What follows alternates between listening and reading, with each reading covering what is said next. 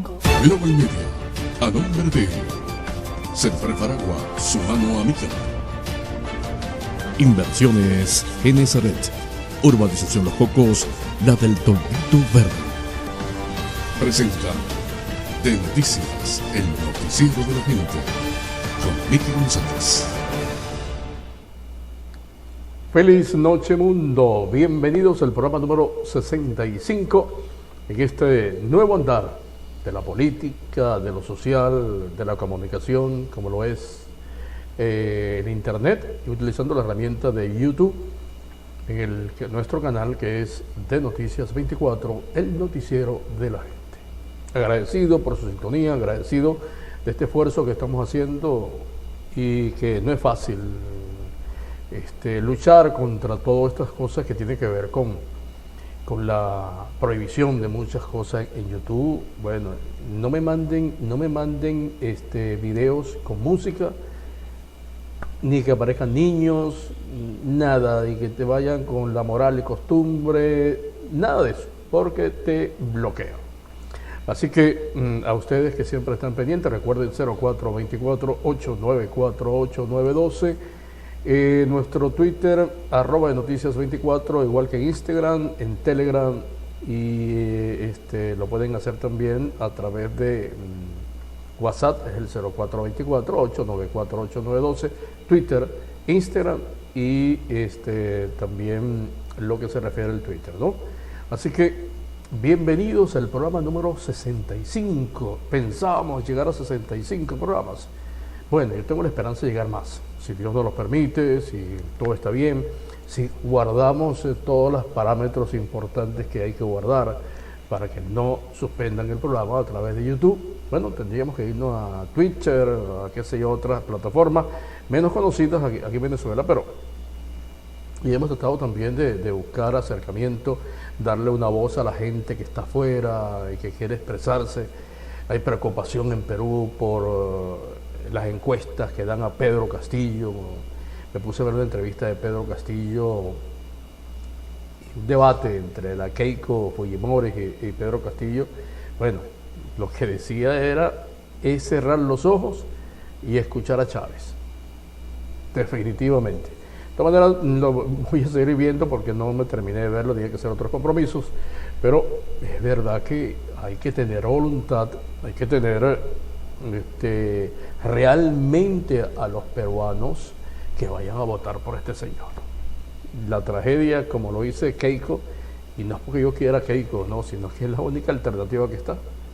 Pero es que lamentablemente, pues, y lo que dice ella es verdad. Si quieres saber el socialismo del siglo XXI, te vas a cualquier parte, a cualquier calle de la ciudad de Lima o en cualquier parte de Perú y preguntarle a un venezolano, que hay más de 1 millón de venezolanos que se fueron a pie, se fueron buscando fronteras, buscando nuevos horizontes, porque la situación de este país es difícil. Eso es lo que pasa, y esa es la preocupación del 6 de diciembre, el 6 de junio, que será el nuevo andar de la política de Perú. A nombre, por supuesto, de Inversiones Genesaret, como siempre, con todo lo mejor en víveres para su casa, nos va a conseguir el mejor precio, la mejor calidad y siempre dándole esa calidad de atención que ustedes se merecen. Tenemos biopago, mucha atención, mucha calidad, buenos precios, departamento de productos de limpieza espectacular. Bueno, estamos en la calle principal de Los Cocos, la del Toldito Verde, ahí está Inversiones Genesaret. Y usted, amigo, usted, amiga, que está en estas complicaciones, que se está muriendo la gente con la pandemia y no tiene recursos para enterrar a sus familiares, dígale a su patrón, 3, 4 empresas se unan y complete los planes de prevención funeraria que tiene la gente de Serpre Faragua, su mano amiga. Así que pendientes, vayan y pueden ustedes hacer y colaborar para que así sea y tengan ustedes un seguro de prevención funeraria con Serpre Faragua. Son más de 20 años de experiencia a nivel nacional. Concluyó el mes de abril y arrancó el mes de mayo con mucha polémica, con mucha estructura, con muchos rumores. El primer rumor feo y que yo pensaba que eran los 2 millones, rebasar los 2 millones, el gobierno no iba a permitirlo, bueno, pero lo permitió y vamos rumbo a los 3 millones, $1.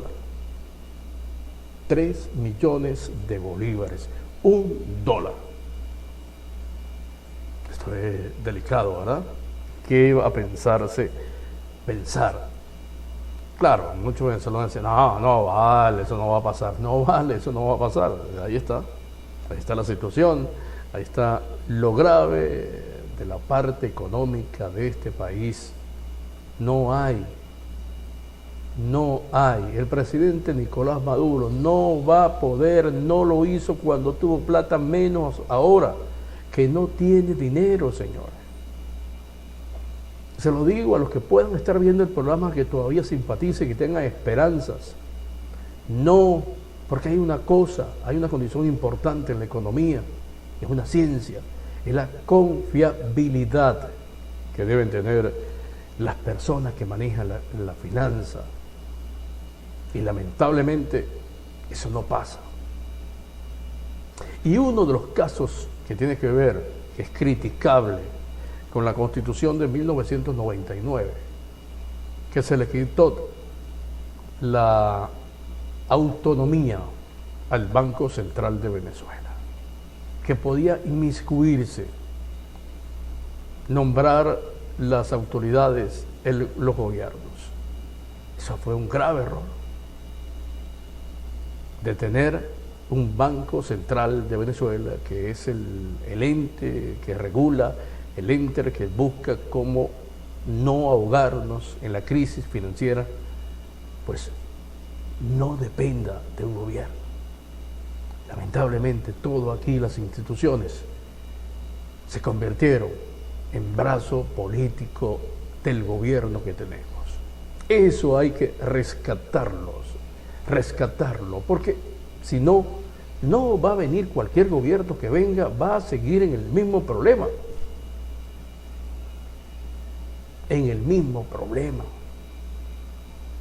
Y esto no puede ser. Por eso es que necesitamos un cambio de gobierno.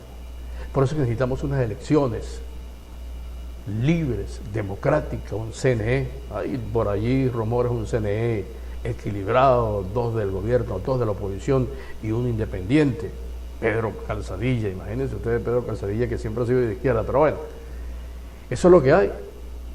Garantizar, dependerá de esta semana que se nombren los nuevos miembros del Consejo Nacional Electoral, y será lo que ellos digan y lo que propongan. Veremos por dónde van los tiros, pienso yo. Hay un tema que uno tiene que tener, pero antes de comentar este tema, hoy tendremos de invitado en el programa a Jesús Malavé. El profesor Jesús Malavé, directivo de Súmate Sucre, nos va a hablar de todas las vicisitudes, de todo parafernalia, de todas estas anuncios que hizo Piñate. Ahora va a ocupar el puesto del señor que se murió, Aristóbulo Isturiz.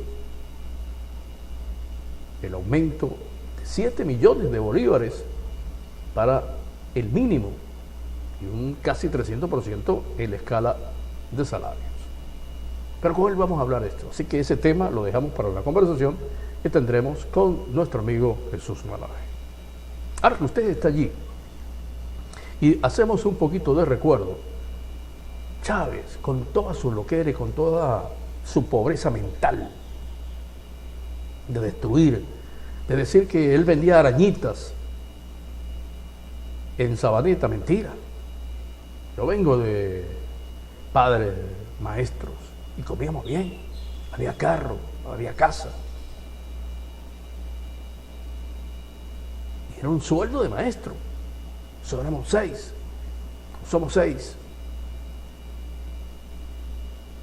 Y nos manteníamos bien, comíamos lomito, sierra. comían bien. Me van a decir que este señor no tenía plata porque eran 6 y los 2, el papá y la mamá, eran maestros y no le alcanzaba el sueldo. Eso no me lo como yo jamás, porque yo vengo de esa misma raíz, de educadores. Por decirte algo. Y aquí en Cumaná conozco educadores que con su sueldo compraron, viven bien en el parcelamiento Miranda. Aquí no vengan con cosas, ¿no?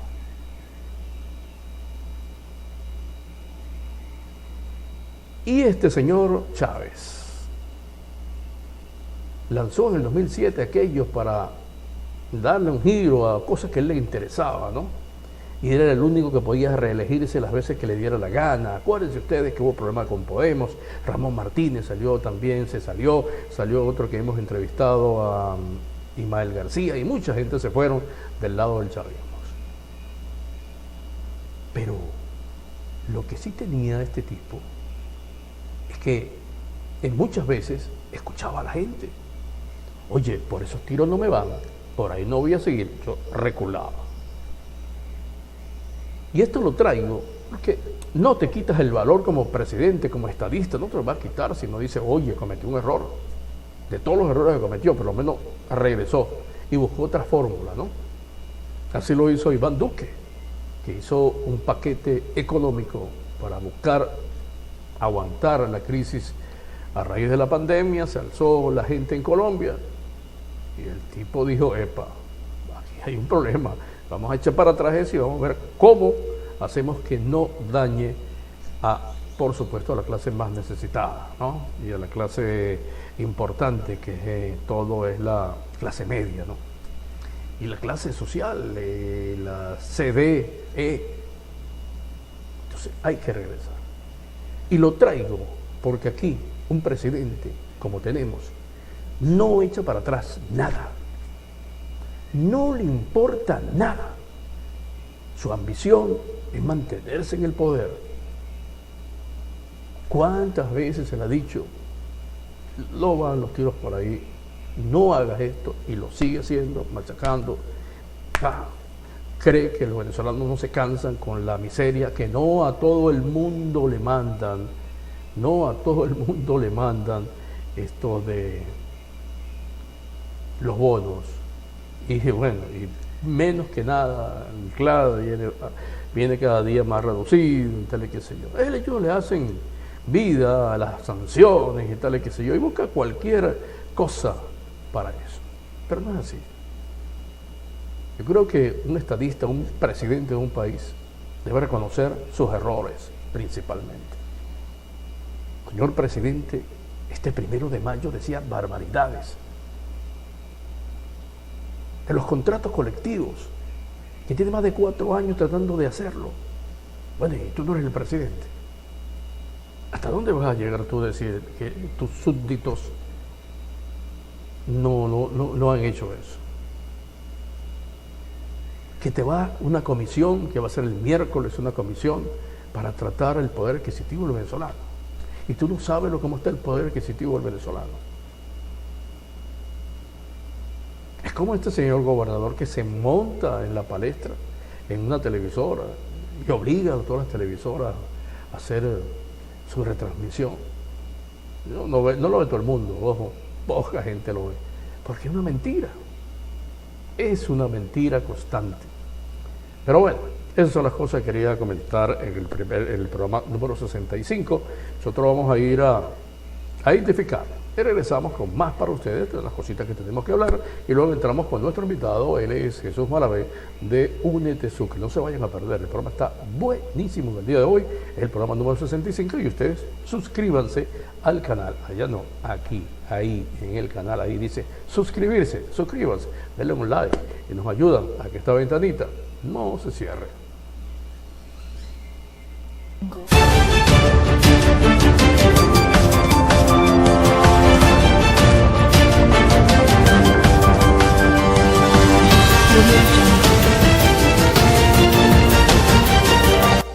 Para esos momentos difíciles en los que todo se complica, usted cuenta con una mano amiga. Les hablo de Serprefa Aragua, con más de 30 años al servicio de la familia, los 365 días del año, las 24 horas. Porque su tranquilidad nos interesa, Serprefa Aragua, pioneros en previsión funeraria. Serprefa Aragua, siempre su mano amiga.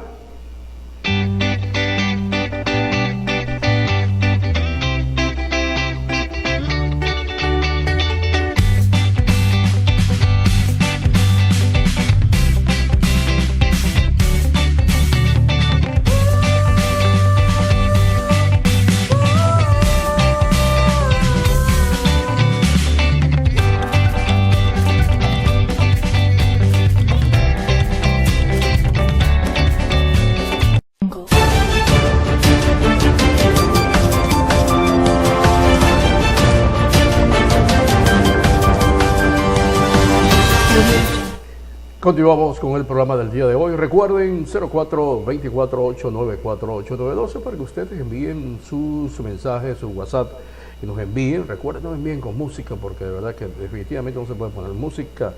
Te colapsa el YouTube, te pone el copyright. Bueno, así que no, hay que hacer las cosas como deben ser y es el único canal que tenemos. Esperando pues pronto tener también otras comunicaciones con ustedes, pero bueno, vamos a ver si siguen de acuerdo en este sentido. Vamos a continuar compartiendo y vamos a entrar en esta materia porque ayer, 1 de mayo, pues lo dio a conocer el señor Piñate, ministro del Trabajo, el aumento de 7 millones de bolívares. Vamos a verlo.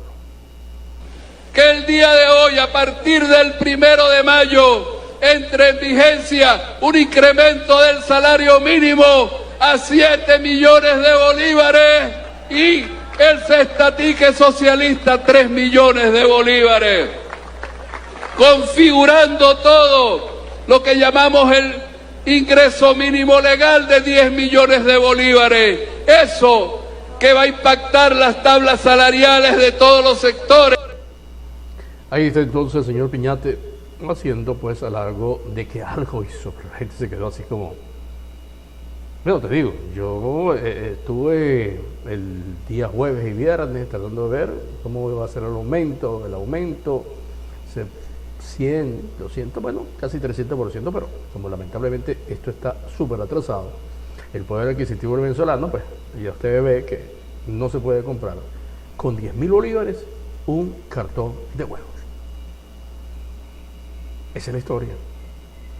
Y esa es la historia que uno dice, bueno, pero es que ¿dónde estarán viviendo este gobierno? Porque es una réplica de las cosas que pasan a nivel nacional, que hablan de una Venezuela productiva, de una Venezuela que va en progreso, de una Venezuela que va a superar la barrera y que vamos a vivir felices con un poder adquisitivo. Oye, señor presidente, yo de verdad, ¿cómo? Si no creen en usted, no creen. Primeramente no creen en el gobierno. Y si no creen en el gobierno, es difícil levantar a este país, apartando un problema crónico, un problema de institucionalidad de los entes públicos, de las instituciones, rescatar eso, la moral que se ha perdido. Eso es importante también. Nosotros vamos a ver por qué. Entonces ayer el presidente, cuando el parte médico de todos los días del gobierno, pues interrumpió para decir que Piñate es el nuevo ministro de Educación. Quiero anunciar, ¿no?, que he decidido designar al profesor Eduardo Piñate ministro del Poder Popular para la Educación y vicepresidente de Gobierno para el socialismo social y territorial, para que asuma las banderas del profesor Aristóbulo. Eduardo Piñate, un hombre que conoció desde muy joven a Aristóbulo, estuvieron juntos. Piñate, miembro de una generación un poco más joven, pero Piñate líder estudiantil en La Guaira, Luego fue líder estudiantil de la Universidad Experimental Pedagógico Libertador, la UPEL, pedagógico de El Paraíso. Ahí fue el líder, importante líder de la Federación de Centros de la UPEL, del pedagógico del Paraíso. Toda su vida ha sido militante revolucionario. Militante revolucionario. Bueno, lo que dice gerente. Hay que ser gerente. Eso es lo importante. La capacidad profesional enfocada a la inserción dentro de las necesidades y el planteamiento de la comunicación con los entes involucrados en el desarrollo de un país.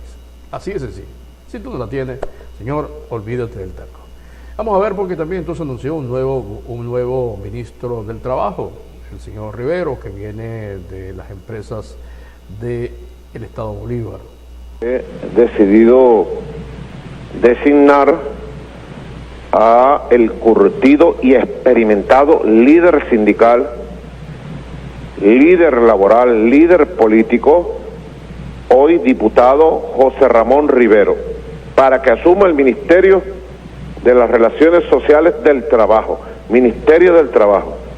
José Ramón Rivero, gran experiencia, fue ministro del Trabajo en un periodo cuando el comandante Chávez, fue viceministro durante mucho tiempo, conoce muy bien todos los temas de las relaciones laborales del país, es un hombre comprometido con la construcción del socialismo, es un hombre profundamente relacionado con la clase obrera del país, viene de la clase obrera de Guayana, un hombre dirigente de base de la clase obrera, de los profesionales de Benalum, la clase obrera profesional de Benalum.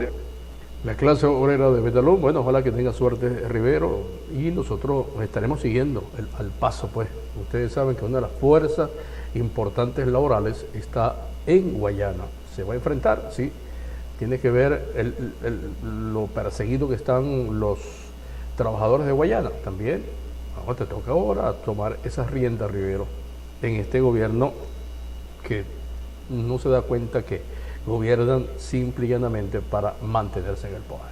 Es la única razón y es la única el análisis que uno hace en este sentido. A otros tendrán sus análisis, bueno, respeto a cada quien de ustedes.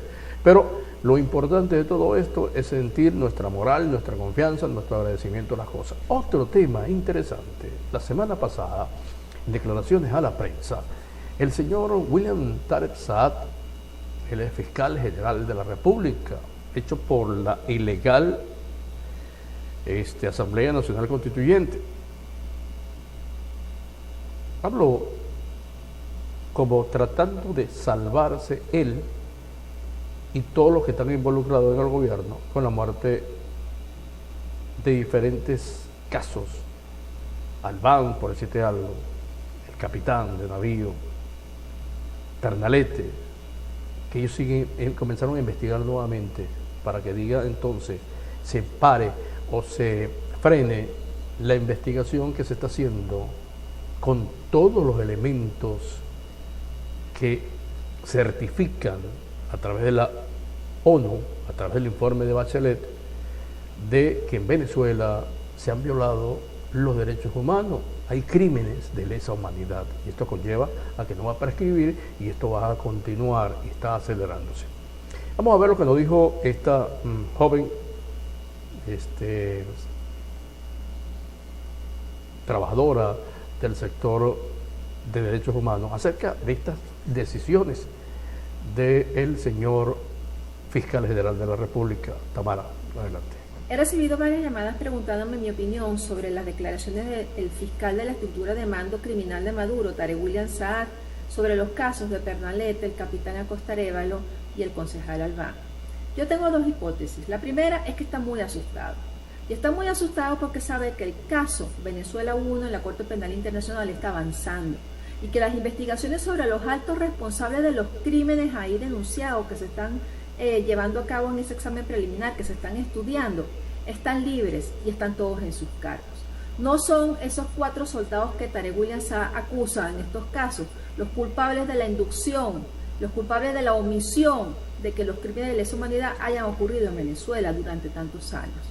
Y mi segunda hipótesis es que hay un diálogo, es que hay una nueva fase de diálogo donde seguramente países extranjeros le están pidiendo cuentas al Estado venezolano sobre casos escandalosos que han sido denunciados mundialmente, y Tarek William Saad está echándole la pintura a la pared, nombrando los casos y diciendo que se están investigando, o que se está retrocediendo incluso en casos que ya tenían sentencia, para volver a abrir una investigación y meterle el cuento a los venezolanos de que están investigando. Tarek William Saad, los culpables de los crímenes de lesa humanidad en Venezuela están sentados en su silla, empezando por Nicolás Maduro, por el ministro de Interior y Justicia, por el ministro de la Defensa, por el fiscal que eres tú y por toda la estructura de mando que han inducido, han promovido y han omitido denunciar los crímenes de lesa humanidad en nuestro país. A quienes hemos denunciado durante años estos casos, tú no nos engañas. Ahí están las palabras pues, de esta persona que se ha dedicado su vida joven, al rescate de la dignidad, la justicia con estas violaciones de los derechos humanos en Venezuela. Ya en la parte final de este segmento, porque vamos a entrar con la conversación con nuestro amigo Jesús Malavé, vamos a ver porque, para que se den cuenta hasta dónde puede estar llegando la antipatía, el odio, no el odio, sino no gustan, no lo quieren más, no quieren saber. Que la señora ministra de Justicia y Paz, Meléndez, habló y mencionó al presidente de la República en los actos conmemorativos a la beatificación del doctor José Gregorio Hernández. Un día de unidad en nuestro beato José Gregorio Hernández, hoy, día histórico de la patria, donde nos une a todos para seguirlo venerando, como lo hemos hecho hace 72 años que estábamos esperando este día, y hoy ese día, ese sueño de todo nuestro pueblo se hace realidad. Por ese motivo, nuestro presidente Nicolás Maduro Moro ordenó una estatua de nuestro presidente, de nuestro José Gregorio Hernández, aquí en esta plaza, donde están sus restos, aquí en esta basílica, en esta iglesia. Ahí están los gritos de no querer más escuchar ese nombre. Hay cosas que hay que decirlas, porque si uno se queda callado, ustedes saben que esta revolución, creo que lo hice en otro programa, no creen en José Gregorio, no creen en los santos, no creen en la Iglesia Católica. Ellos tienen su otra religión que no cree. Y esto la gente lo siente. Esto la gente lo siente. Esos devotos de José Gregorio Hernández, pues ahí está. Eso es la respuesta. Nosotros vamos a ir a identificar y vamos a regresar con nuestro invitado de hoy. Él es el profesor Jesús Malavé de Sumo de Sucre, con él hablaremos muchísimas cosas interesantes luego del 1 de mayo del 2021. Así que no se aparten, va a estar buenísimo. Y recuerden suscribirse al canal, denle en like y participan y le dan fuerza para que esta ventanita no decaiga nunca. Así que regresamos en breve, no se aparten.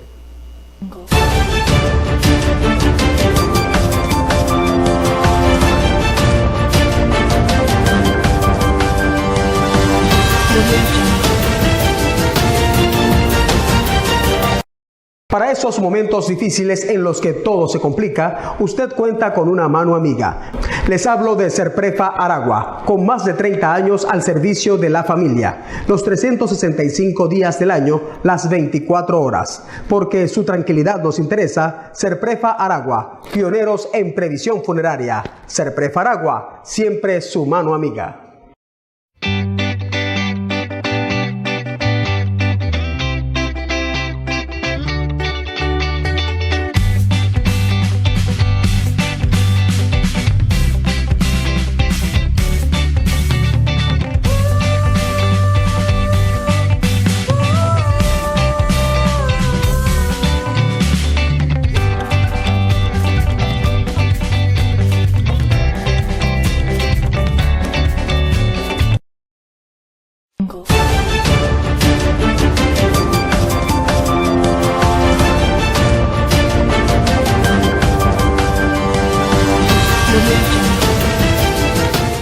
poquito de todo esto y de cómo quedaron los docentes con este aumento de más del 50-100% que dijo el presidente de la República.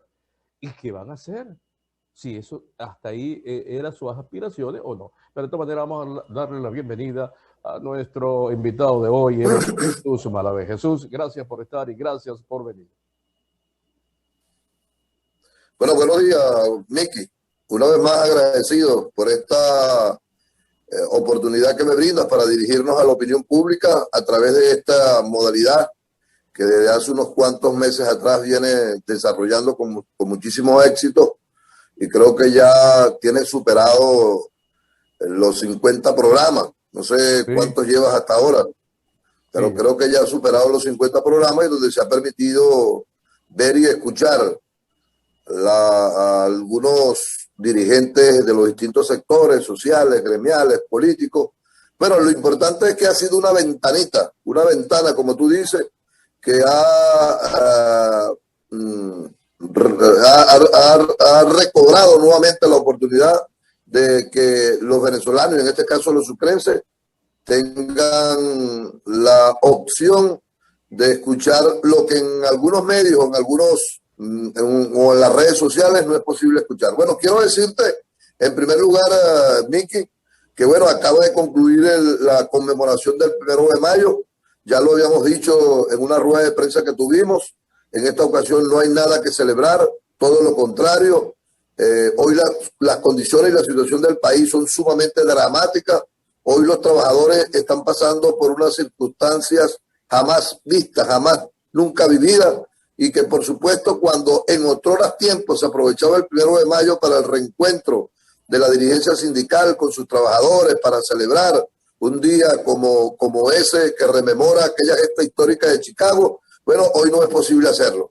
Y de igual manera siempre había sido costumbre esperar la fecha del 1 de mayo para conocer los anuncios en materia económica del gobierno, aun cuando nosotros sabemos que lo que respecta a la decisión del salario mínimo, tal cual como fue acordado en la conferencia de la OIT, estaba obligado el gobierno regional a establecer el salario mínimo de conformidad con la situación económica en el país, el costo de la canasta básica, pero también por la vía de un diálogo tripartito, donde participara no solo el gobierno, sino los trabajadores, sus organizaciones sindicales, incluso los propios empresarios. Pero bueno, ya esto no nos sorprende. En otro tiempo, ya el presidente como tal, en este caso uno ya no es quien hace el anuncio. Anteriormente los anuncios nos enterábamos porque se corría por la prensa, la hacía un diputado, la hacía cualquier funcionario. Bueno, en esta ocasión la hizo público en un acto que ellos tuvieron en Caracas, el que hasta ayer fue ministro del Trabajo y que hoy, para desgracias de los educadores, pasa ahora a ocupar el Ministerio de Educación. No nos sorprende, en otros tiempos los trabajadores se alegraban cuando había un aumento de salario. Hoy no es así, hoy nos entristecemos, hoy nos preocupamos, y lo digo porque el aumento del salario mínimo o el ajuste del salario mínimo, en virtud de que el país, la economía está dolarizada, cuando sumamos lo que es el salario mínimo de 7 millones con los 3 millones de la cesta tica, eso da unos 10 millones. Estamos hablando de aproximadamente $3.5. Cuando lo refleja, por ejemplo, con el costo de un cartón de huevo, hoy está en $4. Es decir, o mejor dicho, vamos a hablar de un kilo de queso duro. Un kilo de queso duro en este momento está por el orden de los 10 millones de bolívares. Es decir, que el salario mínimo, incluyendo la cesta ticket, para los venezolanos cuesta un kilo de queso. Es lamentable, es triste tener que decir esto. Bueno, y eso es parte de una situación económica que vive en el país, producto de un problema político, donde tenemos que aceptar y reconocer que así se mantendrá esta situación hasta tanto este país no pase necesariamente por la vía de los cambios que se requieren en Venezuela, que indefectiblemente tiene que comenzar por el cambio político. Estamos conversando con Jesús Malavé. Jesús, preocupa también la situación, pero me gustaría que mucha gente que ve el programa quería saber cómo quedaron esas tablas a nivel docente. ¿Cuánto es el porcentaje que se le va a agregar ahora a los sueldos actuales de ese sector educativo? No, tal cual como lo anunció el propio régimen a través de su ex ministro del Trabajo, el aumento, o mejor dicho, el ajuste desde el punto de vista porcentual representa un 288,88%. Casi 3 veces. O sea, estaremos hablando casi un 300%, 3 veces lo que hoy percibe un trabajador.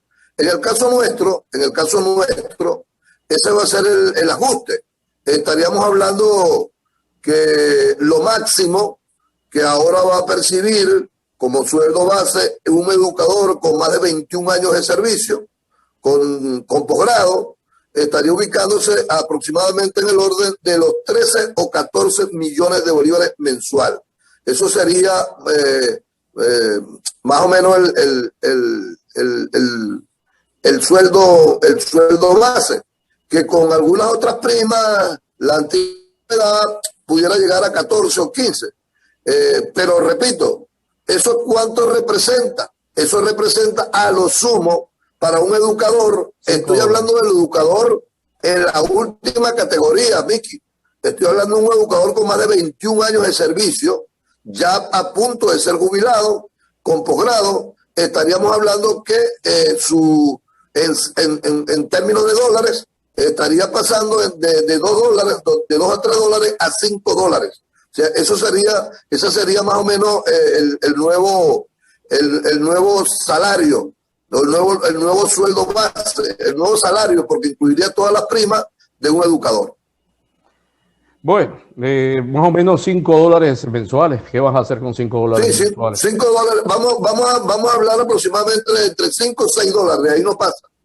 Ok. Ahora, dentro de todo eso que estuve viendo, el presidente de la República habló de algo que ustedes quieren, el contrato colectivo, que él quiere un contrato colectivo que tenga módulos, el módulo asistencial, el módulo social, el módulo económico, pero que también dijo que él tiene tiempo diciéndolo, pero no le han parado. ¿Y ustedes cómo sintieron eso? ¿Cuáles serían las trabas para no sentarse con los gremios en este país para buscar un nuevo entendimiento socioeconómico para los trabajadores? Mira, nosotros siempre hemos dicho que estos funcionarios del régimen lo que son unos bocones. Lo que les encanta es decir cosas que al final ellos son los que no los cumplen. Bueno, yo te voy a recordarte, Miki, voy a recordarte. Año agosto 2018, reconversión monetaria y decisión de anclar el salario en el valor del petro. En aquella oportunidad hablaron de que el salario ahora estaría anclado sobre la base del costo de medio petro. En aquella oportunidad creo que el petro estaba en 3.600.000 y el salario se inició con 1.800.000.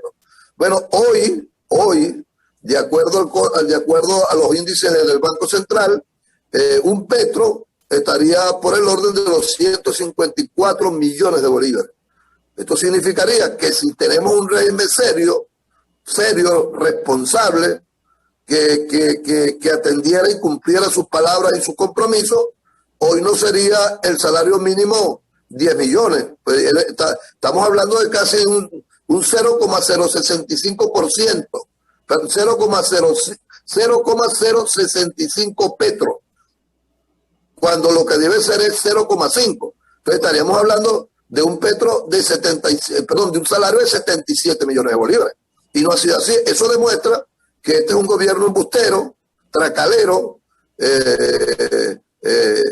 irresponsable, y eso mismo lo ha mantenido en el caso de las convenciones colectivas. Siempre se ha hablado de que el salario social, de que los beneficios de carácter sociales, y hablan de que, bueno, nosotros vamos a establecer allí unas cláusulas que tengan que ver con la política de vivienda.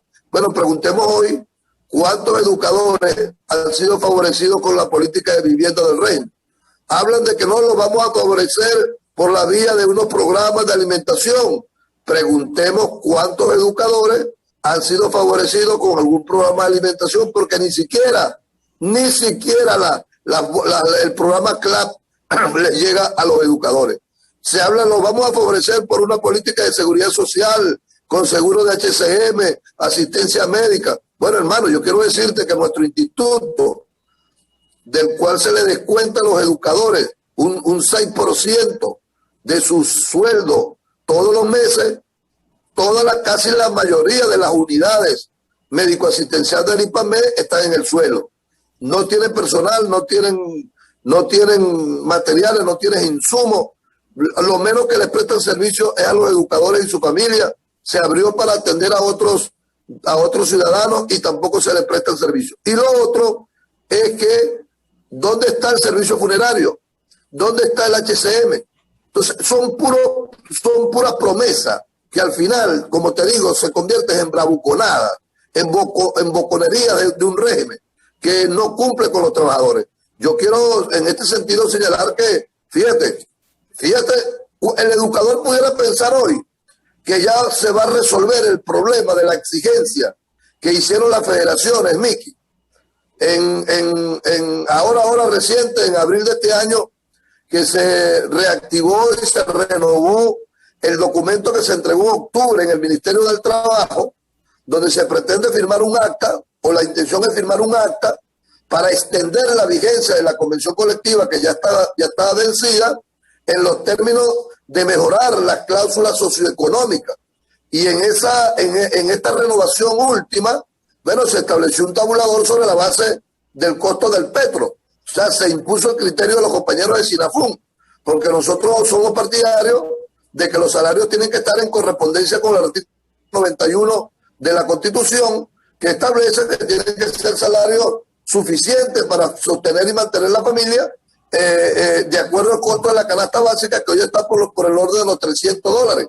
Bueno, ahí se introdujo un documento donde se está solicitando un tabulador salarial que se arranca desde un petro en la primera categoría.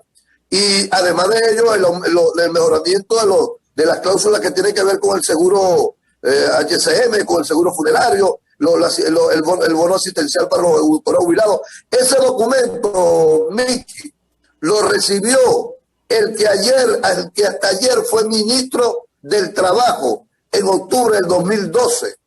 Y luego ahora, el último documento lo recibió el que fue ministro hasta el día de su muerte, que fue Aristóbulo Isturi.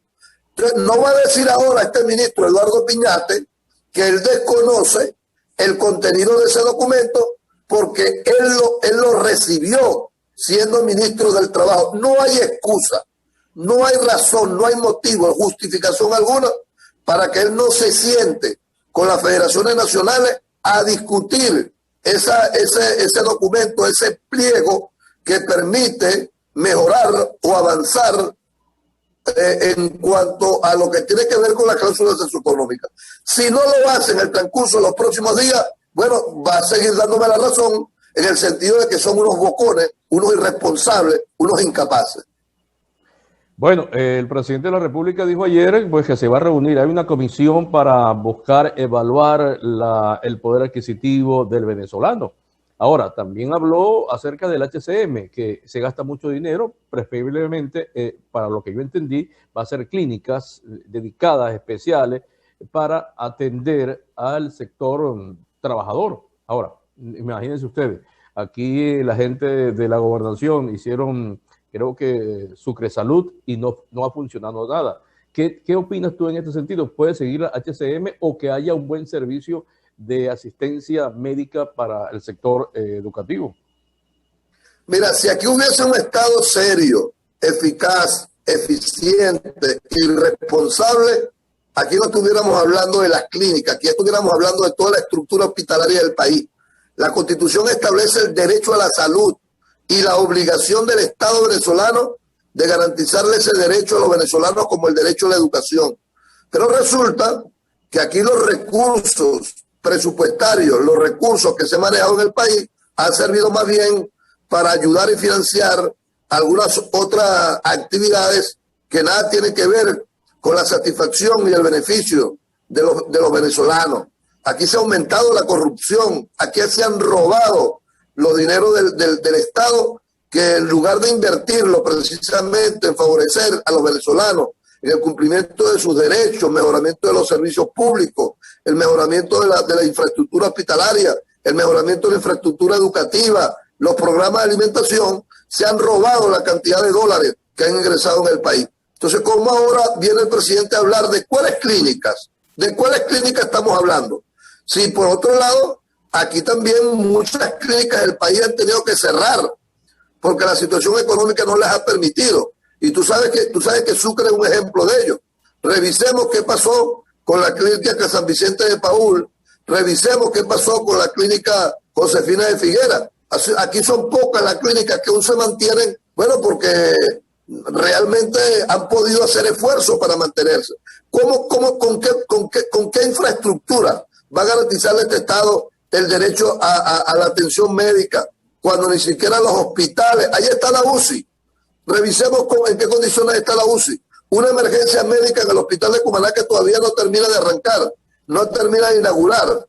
Por eso te digo que Maduro se ha convertido en un Pinocho de manera permanente, porque ha sido un embustero, que producto de la demagogia ha pretendido creer que va a engañar a este pueblo. Entonces eso es una falacia, Miki. Eso no va a ser posible.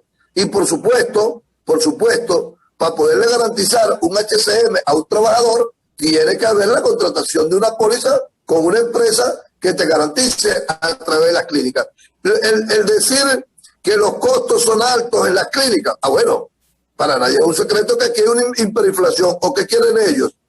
Que los dueños de las clínicas quiebren las clínicas, o con qué cobran los insumos, los reactivos. Los cobran con dólares y no a dólares del BCB, lo pagan a dólares del mercado negro. Entonces es una falacia, es una mentira. Mire, Maduro, usted lo que tiene que hacer es cumplir la contratación colectiva que usted suscribe con los trabajadores, porque así como usted acabó con los economatos en el caso de la industria petrolera y de algunos sectores que tenían economatos y hoy están pasando hambre porque ni siquiera la bolsa CLAP se le entrega, no invente, porque ya acabo de decir que ni siquiera a través del IPASME, que es el Instituto de Previsión Social, que debe tener la dotación en su infraestructura, que debe tener el personal para atender a los trabajadores, usted tampoco ha cumplido con esa institución. Entonces, nosotros en este sentido exigimos que el régimen cumpla lo que está convenido en la convención colectiva, que es la contratación de un servicio de HCM cuyos costos se correspondan con el índice inflacionario del país y con los costos que actualmente están en las clínicas.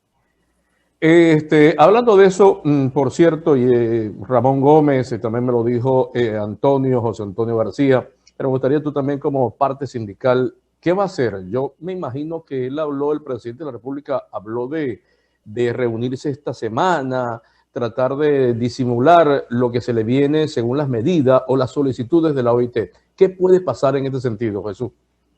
Mira, perdóname que no, en el punto anterior específicamente tú hiciste mención a algo que los trabajadores del Ejecutivo tienen la amarga experiencia. Aquí durante muchos años, para terminar la idea esa, aquí durante muchos años se contrató el servicio de HCM con una empresa que tiene su origen, su sede en Maracaibo, pero que precisamente producto de las exigencias, de la presión que hicimos los trabajadores en su debida oportunidad, logramos que esa empresa construyera en Cumaná una clínica que está ubicada allí, que es el Centro Clínico Punta del Este, valga la cuña. Y es una de las pocas clínicas que aún se mantiene en pie. Es una de las pocas clínicas que aún se mantiene en funcionamiento y que ha venido cumpliendo rigurosamente con las especificaciones y las exigencias que el Ministerio de Sanidad y los organismos competentes han venido exigiendo. Esa clínica, Miki, producto de ese esfuerzo que hicimos todos los trabajadores para tener una clínica casi de exclusividad para los trabajadores del Ejecutivo, venía cumpliendo normal y rigurosamente, seriamente con su compromiso, hasta que llegó este gobernador, que ha sido lo peor que ha llegado como gobernador del Estado, y tomó la decisión, cosa que incluso no lo habían hecho ni siquiera los gobernadores anteriores, tomó la decisión de rescindir ese contrato con la empresa, porque para él era mejor, para sus intereses, crear una propia empresa a los fines de sacarle provecho, no para los trabajadores, sino para los que fueran a dirigir esa empresa, y para él mismo sacarle provecho de los menguados recursos que pudieran destinarle a esa empresa para prestar los servicios, que tal cual como tú lo llamaste, se llama Supersalud, que quiero decirte que cuando uno lee el contrato que firmó esa empresa, es una copia fiel y exacta de lo que ya habían hecho con Benesalud y cuyo contrato lo había elaborado Benesalud. Lo que hicieron fue copiar y pegar, y de una empresa que incluso todavía no ha podido justificar su legalidad. Y además de ello, no tuvieron capacidad ni siquiera para asumir un compromiso con las clínicas para garantizar los servicios. Y hoy no tienen servicio.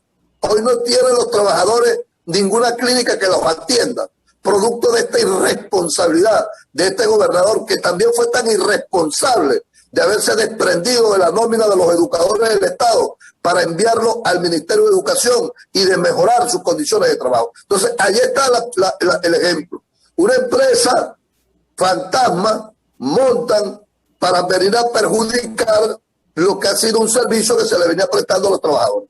Ahora, en cuanto a la otra pregunta que tú me estás haciendo, bueno, nosotros, ojalá Dios quiera, estamos hablando que en el caso del magisterio, bueno, llega quien fue ministro del Trabajo. Nosotros tenemos nuestra reserva, ya te digo, porque sabemos de dónde viene este ministro. Este ministro, ojalá Dios quiera, le saque las patas del charco, como se llama vulgarmente al ministro Aristóbulo Isturi, porque este ministro fue uno de los que creó, fundador, primer presidente de el sindicato patronal que creó el paralelismo en el magisterio venezolano, que es SINAFUN. Viene de ser presidente fundador de SINAPUN y viene de ser miembro de la Fuerza Bolivariana de Trabajadores, que es también otro parapeto sindical que creó el régimen afecto al oficialismo. Y nosotros esperamos que de igual manera no solo que se sienten a discutir la convención colectiva, el acta de extensión de la convención colectiva, porque discutir un contrato colectivo lleva un procedimiento mucho más engorroso, pero que también este ministro de Educación, que viene de ser ministro del Trabajo, Miki, fue el que en la última conferencia realizada recientemente de la OIT expresó que no iban a cumplir con los mandatos, con las recomendaciones y los acuerdos de la OIT, que por cierto se vence hoy el lapso para presentar el informe de la Comisión de Encuestas, que tiene que ver si el Ejecutivo o el Estado o el gobierno de Venezuela está cumpliendo con los compromisos. Y ya te acabo de decir, bueno, pero que es la práctica que están cumpliendo si acaban de anunciar un aumento de manera unilateral, cuando una de las decisiones, uno de los acuerdos de la conferencia, instrucción directa para el gobierno de Maduro, era que el salario mínimo tenía que ser suficiente, tenía que ser un salario digno, suficiente, y además de ello, que el salario mínimo tenía que ser producto de un acuerdo tripartito, y no lo cumplieron. Entonces, así como no cumplieron esto, tampoco es posible que tampoco cumplan lo que tiene que ver con las discusiones de la convención colectiva y el cese del hostigamiento, la persecución, la criminalización de la dirigencia sindical, aprovechando esta oportunidad, Miki, para exigir o reiterar o ratificar nuevamente nuestra exigencia de libertad para el compañero Robert Franco, a quien todavía tienen injustamente secuestrado en la ciudad de Caracas. Seguimos conversando con nuestro invitado de hoy, él es Jesús Malavé. Jesús, este fin de semana, o sea, el 1 de mayo, el día sábado, pues tanto ustedes, los educadores, como el sector trabajador de los sindicatos se reunieron. Dame tu opinión acerca de esa concentración en la Iglesia Virgen del Valle. Bueno, mira, yo quiero decirte que siendo crítico y reflexivo, por supuesto que nosotros estamos preparados, nosotros estamos convencidos que la actividad del 1 de mayo, en el caso nuestro en Cumaná, no iba a ser de tal magnitud, y de tal concurrencia como ya la habíamos hecho en años pasados. Y estamos hablando de años previos a la pandemia. Sin embargo, quiero decirte que a pesar de todo ello, en el análisis que hemos hecho de todo el país, Sucre estuvo dentro de los estados con buena actividad, buena presencia y, por supuesto, el desarrollo de la misma actividad sin ningún problema. Incluso teníamos información de que el gobierno regional estaban atentos a lo que podía ocurrir allí, y algunos funcionarios, al parecer, habían expresado que si se presentaba algunos hechos de alteración de orden público o fuera de la normalidad, bueno, ya se sabía quiénes iban a ser los detenidos, ¿no?, por el régimen. Ya se hablaba de que Ramón Gómez y mi persona íbamos a ser los detenidos en caso de que se hubiese presentado alguna situación. Pero bueno, cuando uno actúa con seriedad, con responsabilidad, con organización, todo salió con toda normalidad. Nosotros queremos decir que el hecho de haber logrado allí la presencia de más de 150, entre 150 y 200 personas, significa que hay una reactivación importante de la gente. Yo desde aquí quiero hacer un reconocimiento a quienes integraron esa comisión organizadora de las actividades del 1 de mayo, a los compañeros Ramón Gómez y Anderson Machado por el SUEPLE, al compañero Javier Márquez por su ODE, al compañero Guillermo Alcalá por Corpoelec, a los compañeros Rafael Ortiz por la Asociación de Jubilados, los empleados jubilados, al compañero William Figueroa por el sector del magisterio que estuvo representado entre él y mi persona, y por supuesto compañero el doctor Rafael Perosa, quien representó el sector salud. Nosotros asumimos como comisión organizadora delegada por las organizaciones sindicales.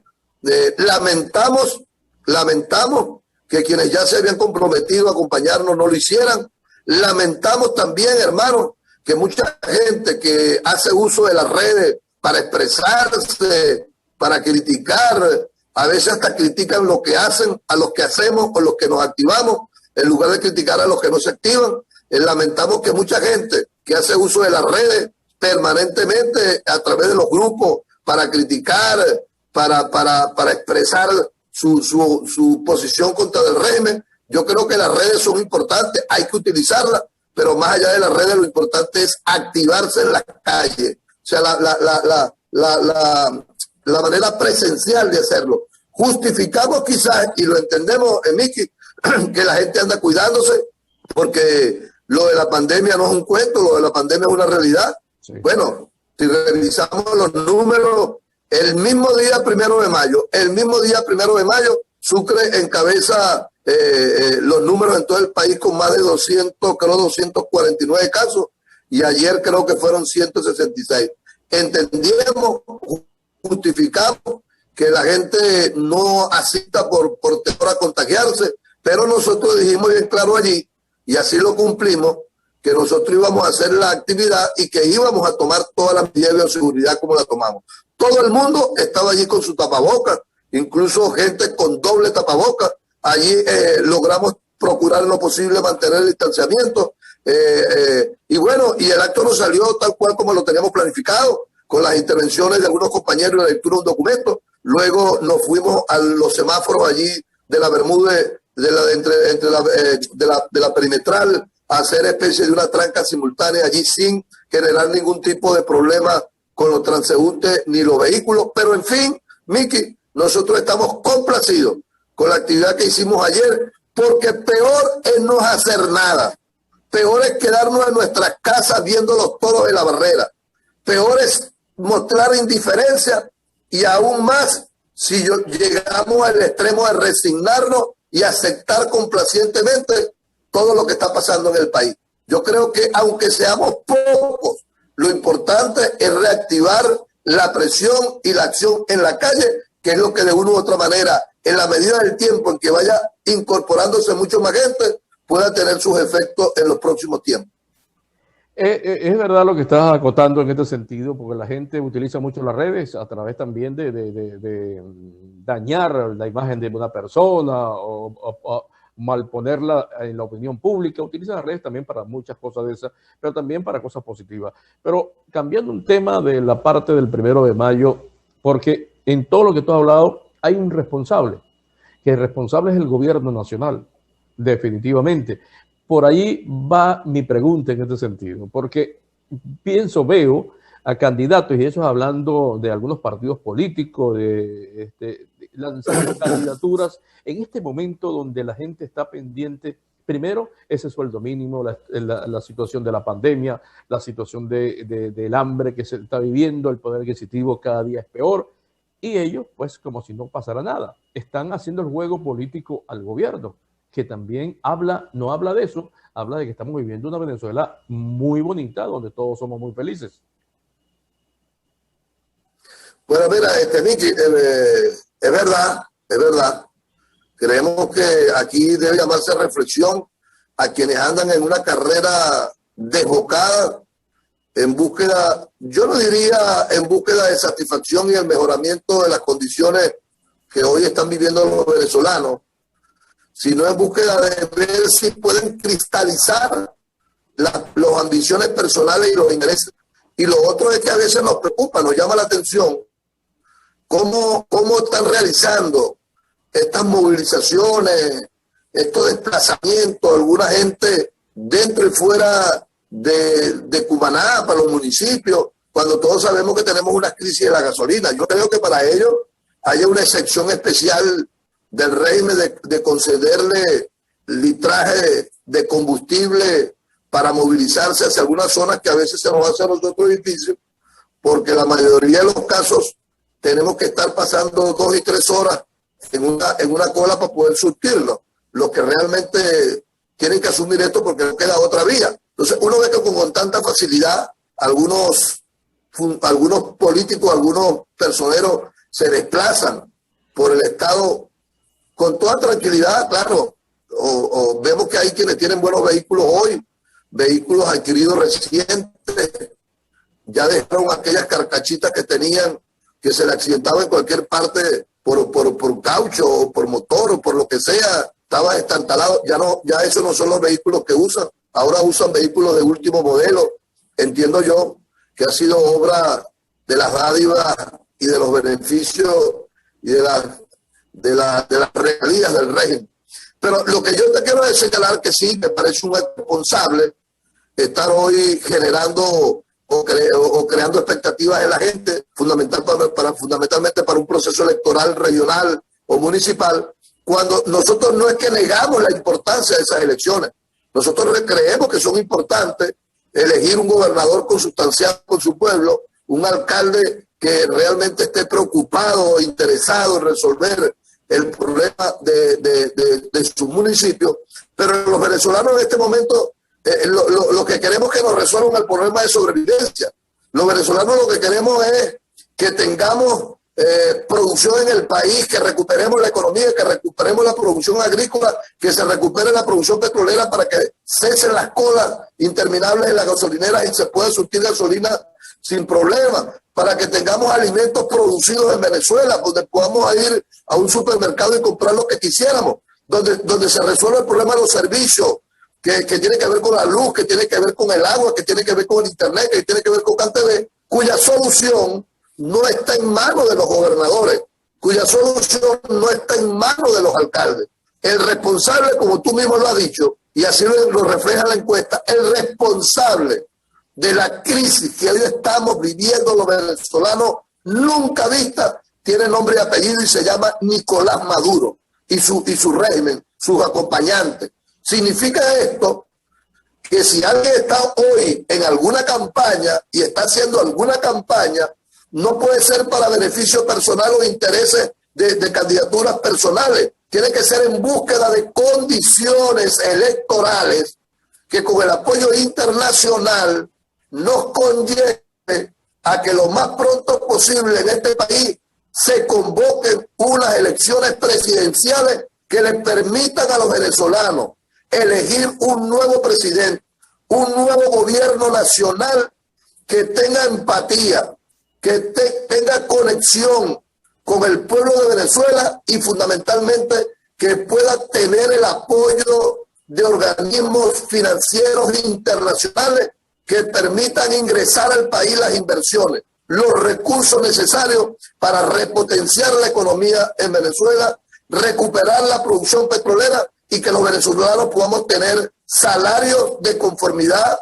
con los costos de los productos y por supuesto tengamos posibilidad de tener buenos servicios públicos, atención médica y educación de calidad.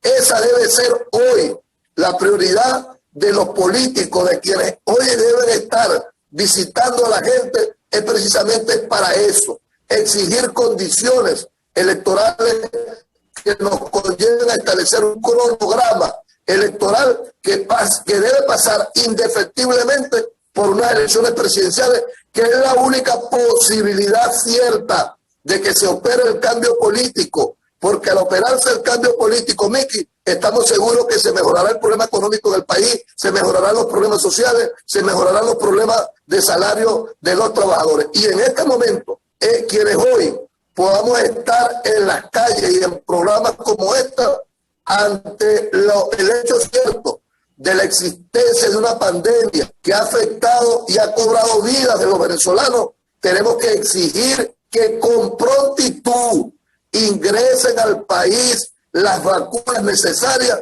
que nos permitan desarrollar una jornada nacional de vacunación sin exclusión para todos los venezolanos a los fines de minimizar los efectos del COVID-19 y sigamos nosotros evitando las cantidades de muertes que se están suscitando en el país. Bueno, muchas gracias a nuestro amigo Jesús Malavé por haber compartido con nosotros el programa del día de hoy. Para que te despida, de verdad que el internet está súper fallando, así que gracias por haber compartido y te despides del programa del día de hoy. Vamos a seguir porque viene ahora a ver qué es lo que pasa en los próximos días. Claro, no, y hoy noté como que el tiempo estuvo más corto, que cuando uno tenga el programa uno se entusiasma y el tiempo pasa y nos agota. Bueno, vale, yo practicando nuevamente el agradecimiento a Miki, el exhorto a los venezolanos, hermano. Yo sé que aquí hay mucha gente que quizá está desanimada, mucha gente que cree que ya esto no tiene salida. Esto tiene salida, esto tiene salida. Y aquí se están dando negociaciones, se están dando conversaciones, aquí está actuando de manera fuerte y decidida una alianza internacional, los organismos internacionales, incluso la expresión de funcionarios del gobierno de Estados Unidos están convencidos y están apostando para que este mismo año pueda concretarse un acuerdo con el régimen, cuyo régimen tiene la soga al cuello. Si alguien tiene mucho que perder, son los funcionarios de este régimen, cuyas cabezas tienen precios, tienen sanciones, no pueden movilizarse dentro y fuera del país, andan como temerosos, porque saben que efectivamente la justicia tarda, pero puede llegar, y más aún la justicia internacional. Nosotros creemos que quien más tiene que perder en este caso son los funcionarios del régimen, y a ellos es a quien les sale, de una u otra manera, aceptar un proceso serio de negociación que termine en un acuerdo que nos lleve precisamente a establecer condiciones electorales que partan desde un CNE equilibrado, justo, por una observación internacional, devolverle las tarjetas a los partidos legítimos, depurar el red y, por supuesto, habilitar a quienes están inhabilitados para que pueda producirse un proceso electoral justo y verificable que nos conduzca a nosotros a un cronograma electoral que incluya las elecciones presidenciales. Mantengamos la fe, mantengamos la esperanza. Yo estoy totalmente seguro, confío cada día más en nuestro Señor, en Dios, que Él no nos desamparará, pero que esto no es suficiente. Creo que es importante que así como los organismos internacionales, los países del mundo están apostando y ayudando con fuerza para lograr una salida a la crisis en Venezuela que nos conduzca a recuperar la democracia y la libertad, nos sale a los venezolanos también dar nuestra parte, dar nuestro granito de arena. Y en ese sentido los exhortamos a que en los próximos días, en los próximos tiempos, nos activemos donde tengamos que activarnos.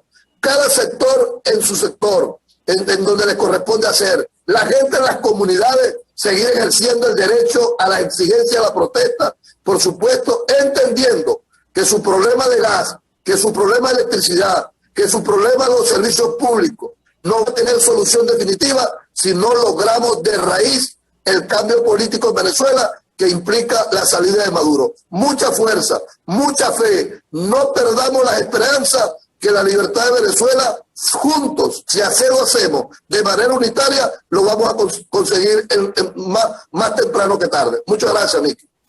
Muchas gracias a nuestro amigo Jesús Malavé por esa conversación del día de hoy. A ustedes, invitarles para mañana a las 8 de la noche en nuestro programa de YouTube de Noticias 24. Recuerden suscribirse al canal y con eso usted está aportando su granito de arena para que esta pequeña ventanita de la libertad continúe. Así que por su atención, muchas gracias y será hasta mañana. Global Media, a nombre de Serprefa Aragua, su mano amiga. Inversiones Genesaret, Urbanización Los Cocos, la del Toñito Verde. Presentando de Noticias, el noticiero de la gente, con Miki González.